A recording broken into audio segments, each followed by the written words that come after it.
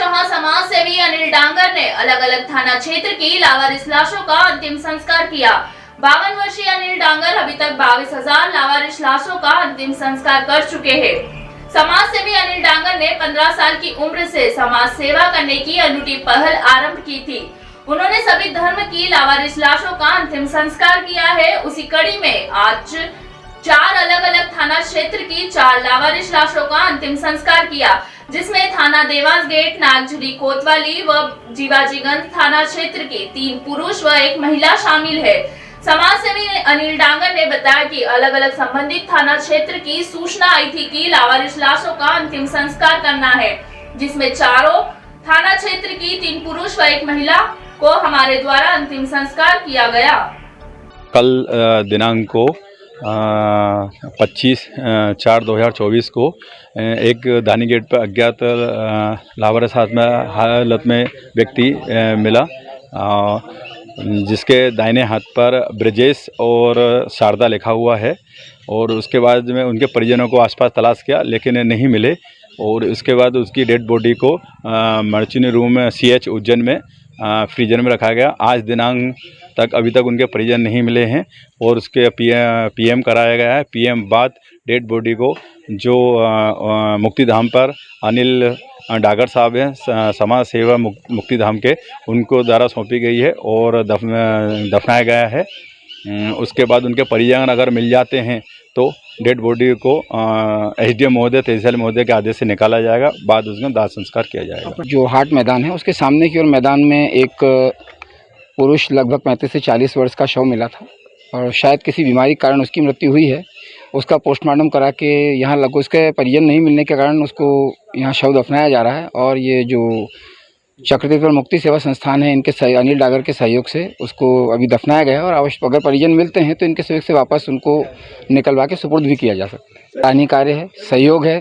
और चूँकि मृत्यु के बाद में सहयोग करने से लोग पीछे हटते हैं, कौन हाथ लगाएगा, शव काफ़ी क्षत स्थिति में भी होते हैं, लेकिन सहयोग मिलता है और काम अच्छा हो रहा है। थाना कोतवाली की एक अज्ञात महिला है जिसका एक्सीडेंट हुआ था 24 तारीख को, और उसको इलाज के दौरान भर्ती किया गया था। उस दौरान वो ख़त्म हो गई है। लावारिस महिला है और आज उसका PM कराया। 2 दिन फ्रीजर में रखवाया गया था कि कोई परिजन मिल जाए करके, नहीं मिला तो आज हमने PM करवाया और दफनाया जा रहा है। के अंतर्गत थी दानी गेट पे सेव की दुकान पे एक मृत्यु हुई थी, उसकी उम्र थी 50 साल। दूसरी लाश है अपनी महिला की जिसकी उम्र 50 से 75 साल है ना, 75 साल है। उसकी बीमारी से मौत हुई, उसके परिवार का कोई पता नहीं चला। और ऐसे ही दानी गेट पे भी एक लाश थी जीवाजी अंतर्गत, उसमें कार्रवाई करने के बाद हमें सौंपी गई, उसका भी कोई परिवार का पता नहीं चला। एक कोतवाली थाने की लाश है, उसकी उम्र है, नागझरी थाने की एक लाश है, उसकी उम्र 35 से 40 साल है, जवान लड़का है, उसके परिवार का पता नहीं चला, इसलिए हमने उसको लावारिस में दफनाया। अगर परिवार का आ जाता तो हमको निकालना पड़ेगा उसके लिए, फिर उसके बाद हम दाह संस्कार करेंगे। अभी फ़िलहाल गर्मी का दौर चल रहा है, ये कम से कम इस महीने के अंदर कम से कम ये 23वीं लाश है और अभी 2 पड़ी है। ठीक है। मुक्ति सेवा संस्थान के अध्यक्ष अनिल डागर के द्वारा ये निःशुल्क सेवा की जाती है। कर्म महान है, कर्म करना चाहिए। किसी प्रकार भी एक कर्म करेंगे तो सत्य मार्ग के रास्ते खुल जाएंगे। जय माता की।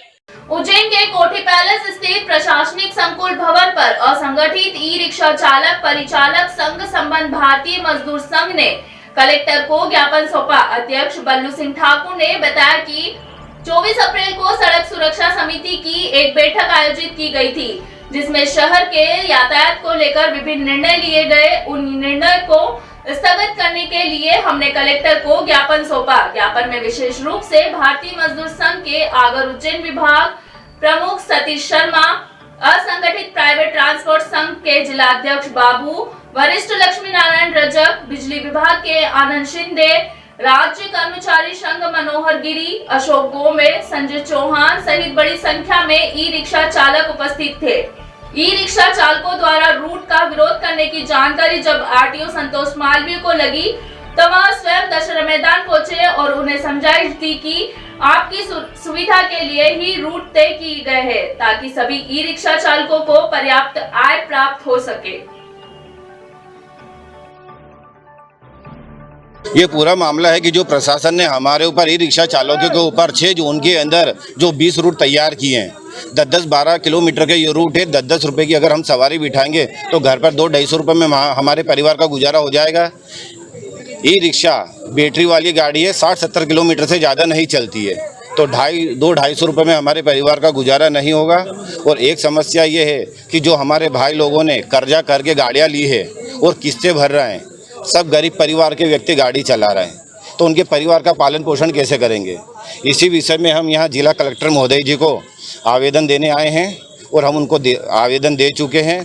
अब ये हमारी शर्तें माने तो हम यही आदरणीय से निवेदन करते हैं कि हमारी ये जो आवेदन हमने दिया है इसको स्वीकृत किया जाए। सर, हमारी समस्या है ये जो हमारी ई रिक्शाएँ हैं इनको रूट दिया जा रहा है जैसे सिटी बसों को दिया जाता है, क्योंकि इसमें सिर्फ 4 लोग बैठते हैं और रूट देने से सिर्फ 70 किलोमीटर इसकी बैटरी चलती है।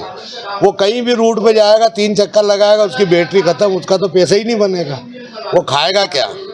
इसलिए हमारा माननीय जिलाधीश महोदय से निवेदन है कि इसको पुनर्विचार कर और ये रूट सिस्टम ख़त्म करके इनको चलाया जाए। महाकाल या कहीं भी अव्यवस्था फैलती है या गाड़ियाँ कोई इधर उधर लगती हैं, उनको एक स्थान दे दिया जाए जहाँ पे वो गाड़ी सवारी उतार के अपनी गाड़ी को पार्क कर लें। सवारी जैसे ही आएगी अपनी पार्किंग में से गाड़ी लेंगे और चले जाएंगे, तो इसलिए वहाँ कहीं अव्यवस्था भी नहीं फैलेगी। और हमारा निवेदन है हमारे माननीय जिलाधीश महोदय से कि इस बात को, ये हमारी बहुत जायज़ मांग है और हमारा इसके बिना हमारा काम नहीं चलेगा। हमारी ई रिक्शा में इतनी बैटरी नहीं रहती है कि हम उसको सुबह से शाम तक चला लें। आज यहाँ पर ई रिक्शा जो असंगठित संघ है उसके सारे यूनियन के लोग आए हुए थे और इनकी विभिन्न मांगे थी, जिसमें कि आज माननीय सड़क सुरक्षा समिति के सदस्यों और अध्यक्षों के माध्यम से शहर के अंतर्गत चलने वाले अनियंत्रित रूप से ई रिक्शा का संचालन जो हो रहा था उसको नियंत्रित किया जाए, उनको एक निश्चित मार्ग दिया जाए और उन मार्गों का जो सूत्रीकरण किया गया वो सूत्रीकरण के जो मार्ग हैं उसी पर उनका वाहनों का संचालन हो। इस विषय में हमने PRO के माध्यम से समस्त जो दैनिक भास्कर समाचार पत्र है, दैनिक दिनचर्या वाले समाचार पत्र हैं, उनमें सभी में हम लोगों ने ये प्रेस में निकलाया था और उस सूचना को पढ़ने के पश्चात इन लोगों ने कुछ अलग चीज़ें समझ ली है। इनको लग रहा था कि हमें कहीं ऐसा ना हो कि हमें हमारा संचालन को रोकना पड़े। इस प्रकार की गलतफहमियों को देखते हुए इन लोगों ने यहाँ पर जो है इकट्ठे हुए थे ये लोग, और इसकी जैसे ही सूचना मिली मैं यहाँ पर आया, इन लोगों से चर्चा की और इनको समझाइश दी गई कि आपकी अन्य जो समस्याएं हैं वो लिखित में मुझे और माननीय कलेक्टर साहब को आप ज्ञापन दीजिए, उसका निराकरण करवाने की हम कोशिश करेंगे।